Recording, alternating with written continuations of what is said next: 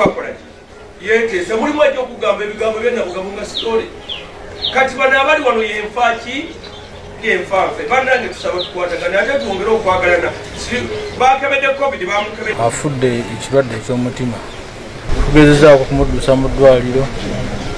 atakyassa bulungi naye ndowooza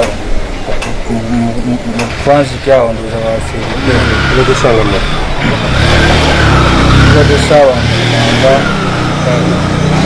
6:45 mweza mu ddwaliro twali tugenze Lubaga mulimu okufa kwa mukama wange gasanze essaawa zibadde nga 6 ne bagamba tumutwala mu ddwaliro naye ali bubi kwayise eddakiika 2 ne bankubira ne baŋŋamba nti afudde naye ng'ekiro nayogeddeko naye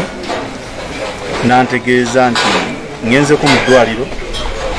nabadde ndowooza nyina korona naye bankebedde baŋŋambye sirina empagi Luwaga Haji abadde mukulembeze mulungi abadde mukulembeze muntu yandibadde yeegomba nti abadde mukama wange mutula ku nsonga ne muteesa buli kimu namukikkaanya ng'abakampuni era bassa ekimu tumufiiriddwa nnyo tumusaaliddwa nnyo tumaze naye emyaka gyonna egiwera 22 nga tuli mu Nabuga bakuddeyo batambula naye nga ye muntu gwebuuzaako ye muntu atakayana ye muntu gw'omutwa ne mukkaanya kyobula ntuwangadde emyaka gino gyonna nga tukola muki nga tukola omulimu ogwo akolaganye n'ekitongole kya KCCA emyaka miyitirivu mu nsonga z'okuyoola kasasiro era wafiiridde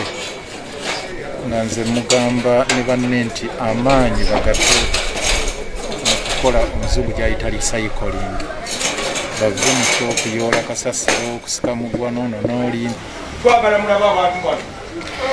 waliwo baganda baffe mikwano gyaffe okuzika kugenda kubeera enkyekawuka essaawa 10 pulogulamu egenda kutandika ssaawa 8 buli awulira nti amubanja tugenda kulaba agezeeko tugenda kubawa abantu tunatula kusalawo atuukirire abantu mu kyama ayogere ebbanja ly'abanjaani lwaki baki yakigamba abantu bagenda nga mayite emaze okujja mu ddiiro n'abuuza nti ani abanja mwatu abantu ensonyi ne zikola ki ne zibakwata ne batya ng'ate hakki yagikola ki ajagala